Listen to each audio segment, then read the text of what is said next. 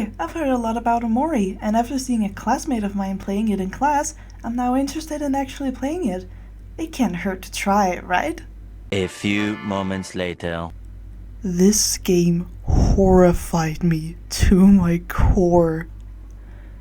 10 out of 10, it's now amongst my favorite games. I love stories with amazing characters, dark themes, and cute animated visuals and designs, so of course OMORI was a game for me. It did take me a while to get into the game though, because that's often how I am with games and TV shows and etc. Just a quick disclaimer, this video is filled with spoilers, so if you haven't tried OMORI yet, just go and play it. It does take a while to complete, but I personally feel like the writing is so good and the story motivated me to keep going and uncover the full story. You will meet some fun characters, win battles together, and overcome challenges as a group. If you have the same taste in video games and storytelling as me, you will enjoy this game a lot. Also, this video contains topics of self-harm, addiction, isolation, and suicide. If these topics make you uncomfortable, maybe this video isn't suited for you. Please take care of yourself, and viewer discretion advised. A few reasons I finally decided to give it a go was because of two things. One, a YouTube video ranking the most secretly horrifying games, and, as I mentioned, a classmate of mine. I tried to look for the video again, but I think it's been deleted. I can't find it. I don't remember the exact title or the YouTuber's name, which is really unfortunate since I really wanted to give him credit. He ranked a bunch of games that are secretly horrific, which means you don't know right away that there's darkness to it. He mentioned Doki Doki Literature Club, Deltarune, OMORI came second in the list, and then Bugsnax came first as the most horrifying one from his opinion.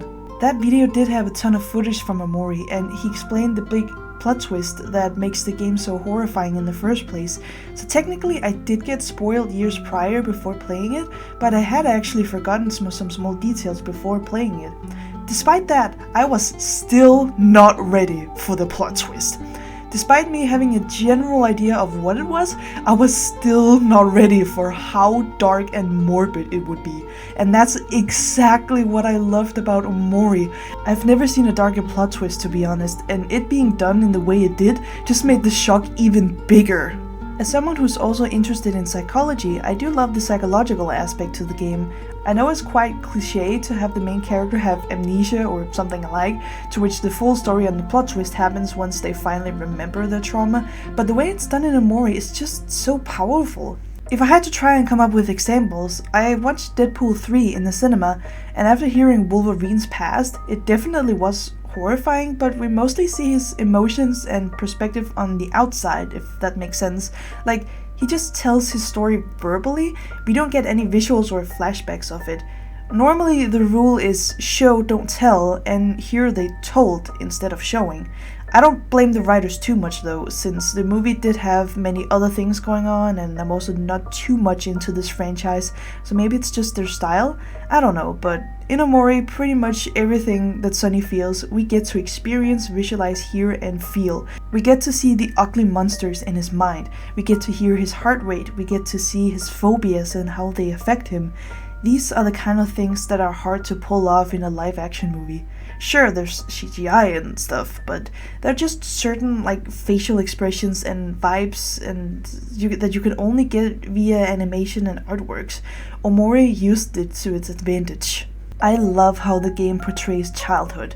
Most of us knows how it feels to play on the sidewalk, go on picnics, growing up with siblings, going to school together, etc.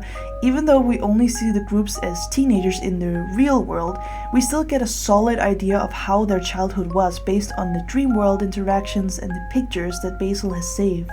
That's exactly what makes Mari's death so shocking. They were all happy and Sonny loved his sister dearly. The fact that he was the one to kill her, even if it was by accident, is still extremely shocking. Out of all people, him? But if you know everything that led up to that moment, it really gives a ton of perspective on the situation, but it also feels scary. That fact or quote that says, "You're more likely to be killed by someone you know," rings loud, and it's scary because things like this could happen to you if you're not careful. Anyone has the potential to accidentally hurt or kill someone in a moment of anger. What's worse is that it was mainly small things that built up to that moment.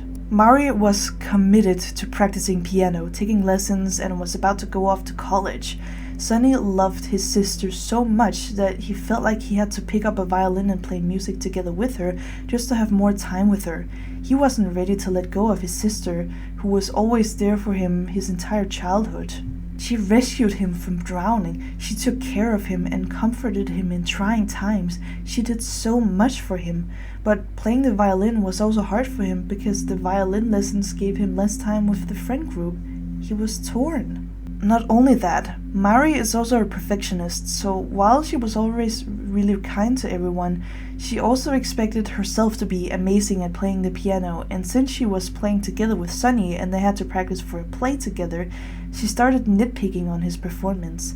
There was a ton of small moments for Sunny where he felt overlooked, frustrated, and torn, but small things build up over time, so a day before the play, he got so frustrated that he broke the violin down the stairs. Mari, who wanted a great performance before going off to college, started to scold Sunny. Without his violin, they couldn't do the performance. A fight started happening between them. He just wanted to go downstairs, but Mari wouldn't let him. That's what made them struggle with each other, and that's what made Sunny push her down the stairs. He obviously didn't mean to, and he certainly did not expect her to die. He tried everything in his power to keep his sister around by spending time with her the only way possible, by joining in on her hobby, even if it didn't make him very happy. But it resulted in her death. That moment alone, and everything that happened afterwards, started his immense amount of trauma. Any anxiety he had previously has now been increased by 1,000,000. The fact that this moment is so horrifying but also so realistic is really scary, and we get to see and feel all of it. That's the hauntingly beautiful thing about Omori. Psychologically, he tries to hide from the truth, tries to escape reality and live in denial. If he were an adult, he'd probably be drinking or doing drugs or something, but he is a kid, so he's just sleeping and lives in his dream world most of the time. That's not better by any means, since he's clearly not taking care of his body and pretty much isolates himself from everyone. His reaction is inwards, whereas Aubrey's reaction is outwards. I know it's a sudden shift in topic, but I feel like it's an important thing to point out. Sunny's reaction to the trauma revolved around hating himself and isolating himself. He did not care for the outside world anymore, or anyone else. He didn't have the strength to face anyone. Aubrey, however, craved connection. When she was left alone though, she started acting outwardly and aggressively. She had a lot of emotions and she needed to be heard. That's why she sought comfort in the bullies. Of course, she didn't know the full truth of Mari's fate, so maybe they would have reacted differently if their situations were swapped, but I think their personalities would still stick through. Sunny has always been introverted and reserved, and Aubrey has always been loud and energetic. Faced with the loss of a loved one, Sunny is numb, whereas Aubrey is screaming for help. I love how the group's different ways of coping with this trauma is so different from each other and how they clearly show how it affected everyone. They were all happy as kids. They were all good friends and couldn't imagine living in any other way. One person's death was enough to split everyone up and fuel negativity because that person was the glue. She took care of her little brother, met the neighbors and started babysitting the younger brothers together with Hiro, met and comforted Aubrey and then welcomed Basil with open arms. She was such an important member. She was the older sister, the girlfriend, the only other girl in the group, the caretaker. She was kind and smart and took care of everyone. We're reminded of their childhood, how they used to feel and how happy Sunny used to be. That is, until he's reminded of his situation. Mari saved him while he killed her. It's hard for him to let her go and forgive himself for what happened. The music and the visuals are a masterpiece. When I was going through the game, after having learned the truth, I was actually struggling to forgive Sunny. I know it was an accident and that he was a kid, but it's just the way that it happened, the brutality of it, and how him and Basil tried to cover it up afterwards. It's just so messed up that I couldn't wrap my head around it. If I was the ghost of Mari, I would have been quite upset that someone took my life from me. But I am not Mari. Mari forgave him. Despite her young age, she was mature enough to spiritually forgive him and understand his psychology and perspective. It is her little brother after all. She understands him and wishes for him to forgive himself and to have a happy life. That warmed my heart so much. It does make sense though, since they are family, and maybe I would have been more understanding if this happened within my family. I do try to see the best in people, so me struggling to forgive Sunny was maybe just because I'm a player who doesn't fully relate to Sunny, or maybe it's because I would have not forgiven myself if I was the one who had done what Sunny had done. I do completely understand why it all happened though, and thanks to Mari, I could forgive him too. I can't imagine how tough it must have been for Sunny to get the good ending and fight his inner demons. I can't imagine being able to forgive yourself for such an horrendous act. It must have taken a ton of strength that most people don't have. It's scary to own up to it, because then it means that it was real and you really did do that thing. You can't deny it anymore, and those emotions are extremely tough to swallow. This game might have given some people that strength. I also love that the ending is left kind of ambiguous on purpose. While most players wishes for a conclusion, I feel that it's safer to end it like this. Only then does the game not give any false promises that people will 100% forgive you. The point is to forgive yourself and to fight onward in life. As hard as it sounds, whether people forgive you or not, that's up to them. The point is to face the challenge and fight for a better life for yourself, and that starts within yourself and with communication and possibly therapy. I'm no professional though, so don't wholeheartedly listen to my advice. Seek therapy or do your own research. I'm just ranting about one of my favorite video games. Also, I did wonder how I would have reacted if I was one of Sunny's friends. Honestly, I think I would need a couple of days and weeks to think about it and take a break, but I think I would eventually come around and forgive. Most of all, I would appreciate knowing the truth. Also, can we talk about Basil for a second? He adds so much to Sunny's trauma, not intentionally of course. In his mind, when he saw what happened to Mari and Sunny, he just wanted to save his best friend and prevent him from getting in trouble. He was also just as traumatized as Sunny, seeing Mari's lifeless body. He tried to fix the situation by stepping in, telling Sunny it's going to be okay, and then they went outside and framed it as a suicide. This is why OMORI, as in Sunny's trauma protector in the dream world, that's why he tries to erase Basil from his memory in the dream world. Even though they were best friends growing up, OMORI can't let Sunny know what actually happened, and Basil is the biggest threat to that, since he's the only other person who knows what actually happened, as far as we know. Of course he can't run from Basil forever, and they will inevitably have a confrontation. I feel so bad for Basil because just like Sunny, he was just a kid who made poor choices. Even more, he wasn't even the one who scribbled the pictures, which triggered Aubrey and made her blame Basil for being a freak. He craved Sunny's company because he was the only other one who knew the truth and could understand the pain and trauma. He had no one else to talk to, no parents, no grandmother, and then the rest of the friend group either disappeared or became aggressive. He needs Sunny, his best friend, but he's pushing him away, hence the fight. It's quite scary just how many endings there exist with Basil committing suicide. Same with Sunny. I'm just glad there's at least one good ending. I also want to talk a bit about Hero and Kel. Kel explains how Hero became completely numb and bedridden after Mari's death. After Mari's quote-unquote suicide, as her boyfriend, he blamed himself for not knowing better, for not talking with her more, for not being there enough for her, etc.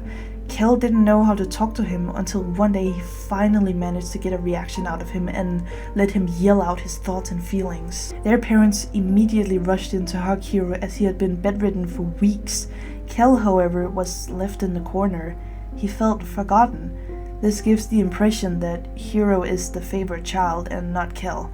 They had missed their favorite son for so long, so when he finally snapped and started communicating with them for once, they rushed to him and forgot to include Kel as part of the family reunion. Kel was also having a tough time with the loss of Mari, but his way of coping seemed better on the surface because he started playing sports with some new cool people, but he was also missing his brother and Mari. Nothing was ever the same. Eventually, as Sunny finally goes outside and starts interacting with his friends again, learning the truth about everyone's situation and learning his own truth, they all start to stick together through the mud and stop abandoning each other, especially since Sunny is moving away soon, so they desperately need to reconnect before it's too late. An interesting thing I love about Omori is that when you learn the truth, the plot twist, it's a thing that has already happened. It's not a huge traumatic thing that happens in front of our eyes. It's the past, and you can't change it at all. As soon as you boot up the game and start playing, it has already happened, and everything the game shows is Sunny's way of dealing with it years afterwards. Not to say that stories who do the opposite are worse or anything, both stories are really important and impactful in their own unique ways. But in terms of Omori, from a psychological standpoint, it's interesting to see the story unfold in this way because, like I said earlier, you can't change the past. We can't stop bad things from happening in our lives. We can only shape the future. In general, this game gives a new perspective on life itself. Your friends care about you, but they're also humans with emotions. You're not a monster for what happened. You can still have a good life. You can't keep escaping forever. Someday reality is going to hit you. You can't change the past, but you can shape your future. You're loved, and people care about you. I've had so many thoughts and feelings about Omori, and I've been looking for an outlet for me to say all of these things out loud. I initially wanted to do this because of my school. I've had 2 major assignments, exams, whatever you want to call them, where I could pick out the subject and the topic all for myself, as long as it was something I could talk about on an academic level. I had Omori in mind, where I could maybe analyze the characters in the story or something. However, I feel like Omori is extremely psychology heavy, so I obviously had to pick psychology if I wanted to talk about Omori, but I hadn't had psychology class yet, so it was impossible for me to choose that. Technically, I do have psychology now in my school, and I did have my second exam assignment in February, but then I would need to have had advanced psychology, and I only have normal psychology right now. If I wanted advanced psychology, I would need to finish this one first and then wait for the next semester, but I'm graduating this summer, so I won't be having advanced psychology. I am interested in psychology, but I chose advanced art class over psychology because I thought it would be easier to learn and a bit more fun, and I think I made the right call. That was very sidetracked, sorry, but my point is, I wasn't ever able to talk about Omori at my school, even though it could have been cool and fun. I did do a big analysis of Encanto though. So anyways, I do have my YouTube channel, and I have seen many Omori analysis and review videos, and so I thought I could do the same. I don't think I've ever done a video like this before, and it's actually kinda nice to be able to write my thoughts down and feelings about this game without checking for grammar, following strict essay and assignment rules, being forced to mention this and that, etc. Here on YouTube, I can structure my video and my script however I want. I am aware that it's generally nice to have a resume, explanation, analysis, discussion, conclusion, etc. even in YouTube videos, but just for today, I just wanted to rant a whole bunch. I love Omori. Thanks for watching!